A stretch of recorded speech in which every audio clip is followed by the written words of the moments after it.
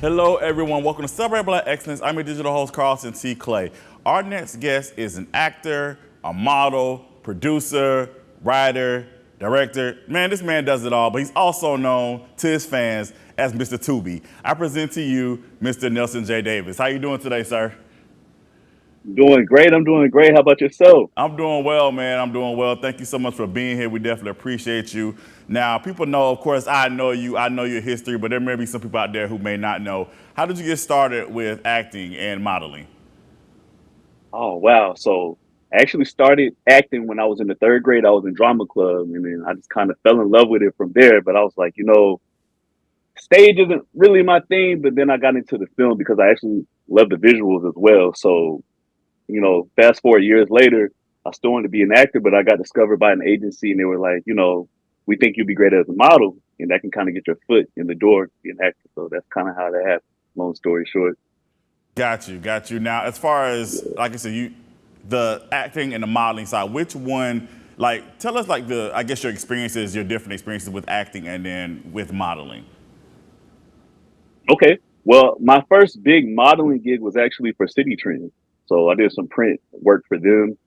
And then I did a underwear modeling campaign for a company by the name of Duke Bailey. Both great experiences. I mean, I still got to be in front of the camera, but it's not as fulfilling as acting is because with acting you actually get to become another person and you actually have lines and you get to dig deep in character development. So that's definitely more fulfilling for me. But I absolutely love both of them. Got you. Now, tell us about your first acting experience in front of the camera. Yeah, my first acting experience in front of the camera was actually uh, for a commercial. So I was doing commercials before I actually was doing scripted projects. So the first movie that I ever did was a movie by the name of 24 Hours, and that was by Alize Elise, and it was actually on DVD and Redbox all over. So that was like really my first movie that I ever did, and my first web series was Lover's Lane, which was shortly after 24 Hours.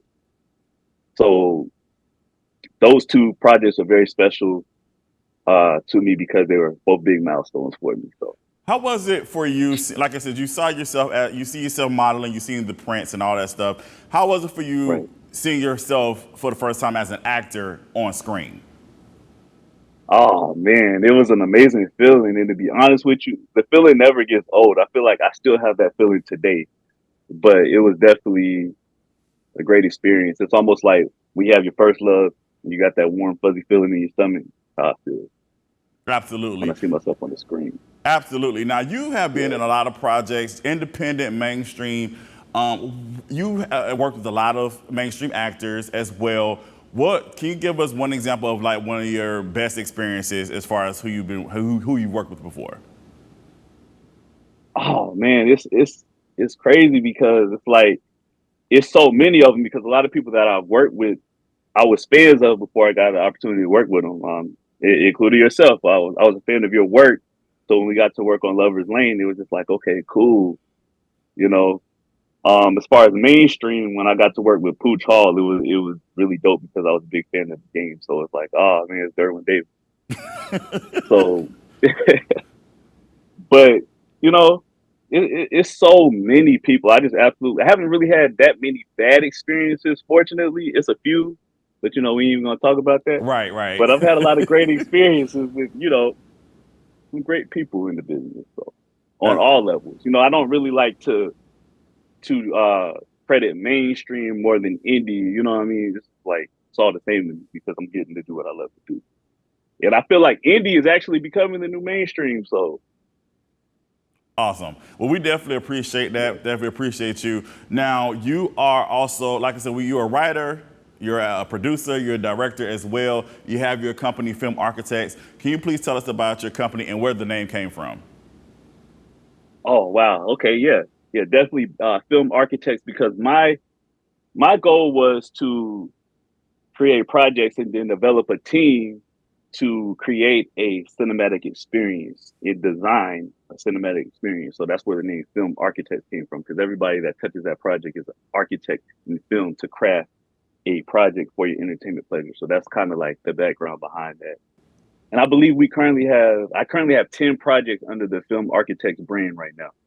Okay, awesome. Well, let's talk about your very first official movie that you did under feature film movie, Unwitting Deceit. That's the very first official that you wrote, directed, and produced. Talk about that experience again, because this is your very first official movie. Talk about that experience, because you also acted in it as well. So talk about being in front of the camera and behind the camera. Yeah, Unwitting Deceit. Oh, that's my baby. That's forever going to be my baby, my firstborn. And it's funny how that started because I actually wrote that movie during a hurricane. So I forget which hurricane it was, but it was during a hurricane. We didn't have any power. So I'm sitting on my cell phone writing that script, and I'm just like so excited. I'm like, all right, as soon as we get past this, I'm gonna film this movie. So I started location scouting and casting, and it was an experience. I actually touched the camera in that movie, so certain scenes that I wasn't in, I kind of had to learn to operate the camera myself because, like I said, that was the beginning. So the team was very, very minimal at that point. But that project is always going to be very special to me. Sometimes I look at it now and I'm just like, wow, what I could do with that story now to bring it to life. But we all got to start somewhere. Absolutely. Life is about Yeah. progression and growth. So I think that is good. Like I said, you can still look at your stuff and say, how can I improve from that? And you have improved from that. So that's definitely a testament to your talent and just to your willingness to learn and grow. I appreciate that. That means a lot. Yeah, I'm always trying to grow. I mean, that's what it's all about. Every project, I pick it apart, trying to figure out how I can make the next one better. So, Absolutely. Now let's talk about too distribution, because again, you had that movie. It's definitely, you can see it on different streaming services. What was it like for you when you got that movie picked up from a distributor? oh, that was an amazing feeling. Big ups to Maverick Entertainment Group. So when I sent the movie in, I was expecting to get a response back, but not so fast. But they were familiar with me because right before I submitted the film, they had released a movie that I was in called Secure the Bag, and it was on DVD at Walmart, etc. So they kind of recognized my face. So I literally sent the movie in on Friday evening, and I got a response back Monday morning.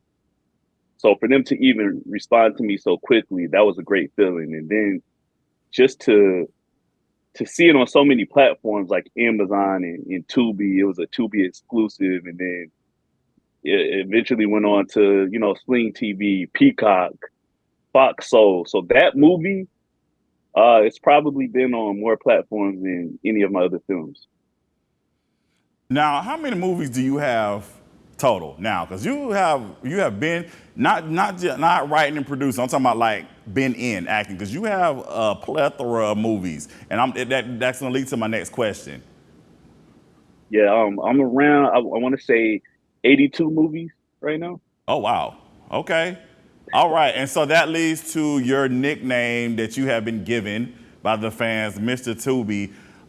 Can you talk about that? How that came about, and like how does that feel for you to have that moniker? Oh, it's a great feeling. I never call myself that for the record, but I do embrace it when others, call me that.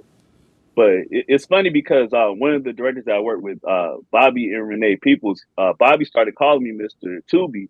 And then in the Tubi groups, a lot of people kind of ran with that. They was like, well, he is all over Tubi, so it makes sense. But it's definitely a great feeling to hear that. Like I said, I embrace it, but I'm humble and I never call myself that because, we're on more platforms than Tubi, but Tubi is hot right now. And it's an honor to have that name. So, and you touched on this briefly. What is your opinion and your experience about, like I said, these streaming platforms? They are definitely growing, like Tubi. What is your opinion on that? How they're growing and how they're giving more opportunities to independent content creators and filmmakers and stuff like that? I think that it's amazing that Tubi and all of the streaming platforms are giving such great opportunities for independent filmmakers to display their content. And I think it's only going to be up from here. I think it's great. Um, I think every platform has its wave. I remember when it used to be Amazon Prime. Amazon Prime was hot.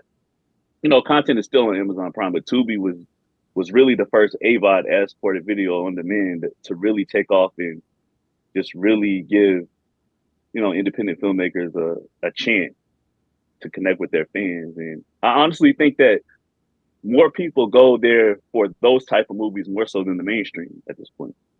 Because they do have mainstream films that are just like, okay, we can see those anywhere. We already saw them. So a lot of people are there on Tubi for the independent content. And I think that's amazing. Absolutely. Last question for you. Well, possibly last question for you. What advice could you give someone that wants to get into filmmaking? They see what you've done, what you're doing, and they want to sort of follow in your footsteps. What advice could you give someone out there that's watching right now? The biggest piece of advice that I can give, and it's going to sound a little cliche, but it's just go out and do it.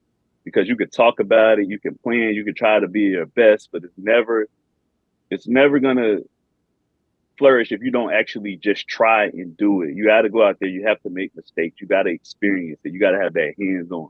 Like, that's the biggest advice. Hands-on and just tunnel vision. Set your goal, look straight, keep going until you reach it. But the main thing is just get started. You have to get started. Just go out and do it. We definitely appreciate that, and I definitely agree with you. Now, you are always working. You always got something going on. I told you that wasn't going to be the last question. You always got something going on. What can you talk about? What do you have going on next? What can the people look out for that you can discuss? Yeah, absolutely. We have Triple Standard that's out. That's my latest film. It's out on Amazon Prime right now. The sequel to that is called 3 Play. It's currently in post-production and almost done. And then we are about to gear up to the third part of that because it's a trilogy, and I'm excited about that. So that's it. I also did a movie a couple of weeks ago. It's called Rejection. You can look for it coming out soon. And the different and dopest part about that is I actually play myself in that film. So I play a fiction version of myself in the movie, and that should be pretty cool as well. So look out for Rejection and 3 Play, both coming soon. Awesome. Well, we definitely will be on the lookout for that. And if people want to know more about you, they want to continue, they want to follow you and know more about your movies, how can they get that information? You can follow me on Twitter at Nelson J. Davis and on Instagram at the Nelson J. Davis. So those are the best ways to connect with me on social media. Awesome. Well, Nelson, thank you so much for being here. We definitely appreciate you. And congratulations on all the things that you're doing, and continue the great work and continue to inspire others as you're doing it. Thank you so much for having me. It's been a pleasure and an honor. I really appreciate the opportunity. All right, no problem, man. Thank you, and we definitely appreciate you. We thank all of you for watching. This is Celebrate Black Excellence, where we celebrate Black excellence every day. Have a good one.